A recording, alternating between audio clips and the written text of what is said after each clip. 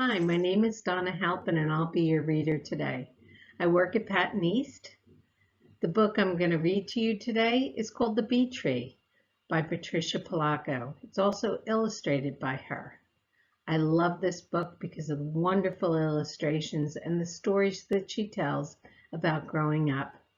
When I'm done with this presentation, I'll share some of the resources where you can find some of her work and also see the other books that she's published and illustrated. The Bee Tree is written by Patricia Polacco. It takes place when she was young. For Patricia, it was very hard for her and she really struggled with reading. At a very young age, she knew that she just didn't read like everyone else. At the age of 14, Patricia found out that she was dyslexic. The Bee Tree by Patricia Polacco was published by Paper Star Book Club, Penguin Young Readers Group. You can contact them at www.penguin.com. I'm tired of reading, Grandpa, Mary Ellen sighed. I'd rather be outdoor running and playing. So you don't feel like reading, eh? Feel like running, do you? Then I expect it's just the right time to find the bee tree, he said, taking down his jar and putting on his lucky hat. What's a bee tree, Grandpa? Mary Ellen asked. Well, it's where the bees make their home. It's where they keep the honey, the sweetest in the land, Grandpa chirped excitedly. But we already have honey, Grandpa, Mary Ellen said. Ah, but not honey like this, her grandpa answered in a wink. Mary Ellen and her grandpa put on their coats and went outside. They walked down past the hollyhocks and into the garden and found bees gathering pollen in the flowers. Her grandpa carefully trapped some of them in the glass jar, making sure not to hurt them. When he was sure he had enough, he smiled and leaned close to Mary Ellen. They'll take the pollen back to the hive to make it into honey, and we'll be right behind them. Then he slowly loosened the lid of the jar, let one single bee escape. It stayed on the mouth of the jar for a moment, flew straight up, and then buzzed towards the cornfield. Quick, now, run, Grandpa called out as he began to chase the bee. Just then, Mrs. Govlock from down the creek way was walking baby Sylvester in his carriage. Mary Ellen and her grandpa ran by them. We're off to find a bee tree today, Grandpa shouted. I haven't done that since I was a girl, Miss Govlock said excitingly. May I come too? Grandpa motioned her to follow, and the three of them were off and running. Baby Sylvester laughed out loud as his carriage bumped and bounced through the rows of corn. Honk, went a goose as it wobbled after them.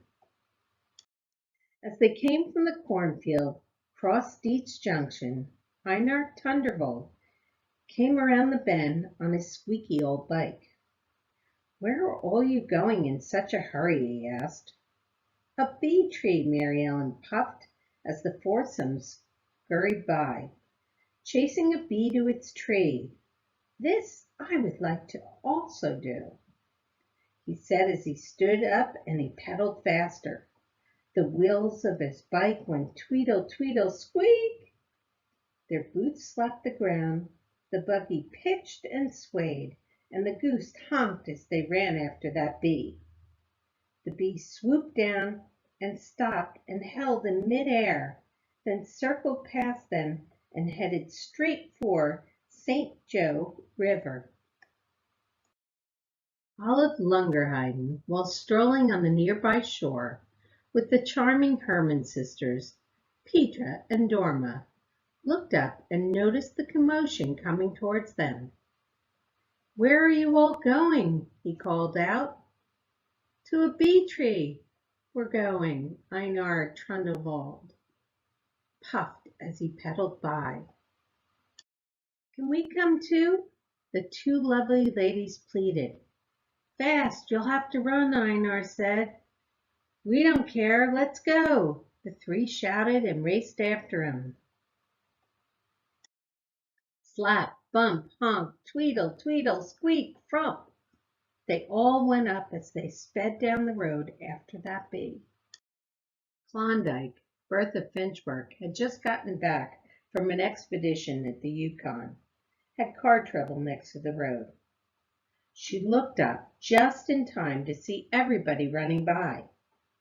"You say you're after a bee tree?" she shrieked. "Zounds, that won't be easy.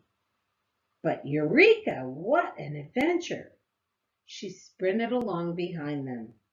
The bee dipped and soared as it made its way out of sight. But Grandpa carefully let another one out, and the chase was on again. The noisy, merry bunch galloped over the bird talk fellow ridge, only to run smack dab into Fiduciary Longdrop's herd of goats. The goats bleated and bucked as the people clamored through them. "What ho!" Fiduciary called out. "You're going to scare me goats." "A bee tree," a voice called back. With that, Fiduciary tooted his flute, and he said his flock joined the chase. "Bounding bullies, this is great," he said on a dead run. Three traveling musicians looked up just in time to see a thundering stampede of goats, buggies, people, and bikes coming straight for them. "Why are they all running, Pa?" one of the boys asked his father. "We're after that bee," Grandpa said, pointing at the small dot in the sky. "It's leading us to the bee tree," Mary Ellen wailed as she streaked by. "Come on along," Klondike Bertha chortled as she huffed past. Slap, bump, bleak, honk, tweedle, tweedle, squeak, frump. They went as they ran. Hoofs clattered, rows of corns were parted. Nothing really mattered but chasing that bee.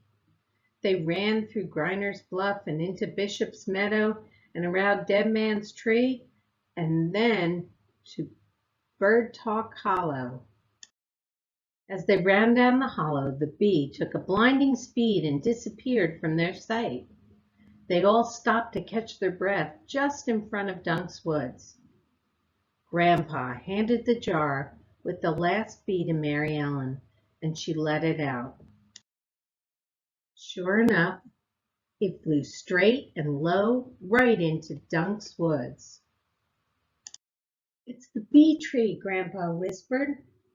"That's where all the honey will be, but we'll need plenty of smoke." Everyone set about to build a smoke fire with twigs and damp leaves. When the smoke had quieted the bees, Grandpa balanced on Einar's bicycle and reached into the tree. He pulled out small pieces of honeycomb. He dropped them into some of baby Sylvester's spare clean diapers that Klondike Bertha was holding. Mary Ellen tied them into neat little bundles, and Mr. Lundenhagen put them into the baby's carriage. The musician played merrily as the Herman sisters danced. Grandpa invited everyone back to the house for baking powder biscuits, fresh brewed tea, and of course, the honey. There was music, dancing, tall tales, and raucous laughter as they all buzzed about the sweet adventure of that day. Grandpa took Mary Ellen inside away from the crowd. "Now, child, I'm going to show you what my father showed me and his father before him," he said quietly. He spooned the honey onto the cover of one of her books. "Taste," he said almost in a whisper. Mary Ellen savored the honey in her book. "There's such sweetness inside of that book, too," he said thoughtfully. "Such things, adventure, knowledge, and wisdom. Just like we ran after the bees in their tree. You must also chase these things through the pages of a book." He smiled and hugged her. From that day on, Mary Ellen never complained about her reading. She found it to be every bit exciting as the wild chase through the Michigan countryside, and as sweet as the honey from the bee tree. I hope you enjoyed The Bee Tree by Patricia Polacco. She's one of my favorites. I'm going to be sharing with you some websites where you can find the titles and names of some of the other wonderful stories by Patricia Polacco. Enjoy. Penguin Books has offered an educator's guide to Patricia Polacco. You'll find there lesson plans and lots of resources for use with your students and your children at home. Another great resource is Reading Rockets. There you'll find an author study toolkit around Patricia Polacco and some of the stories that she's offered. Read, Write, and Think also has an author study using Patricia Polacco and some of her books. There's lots of links and resources for you to share with you and your family. And finally, you can find The Bee Tree at Scholastic Books. This book, along with many of the others that she has, are available for you and your family.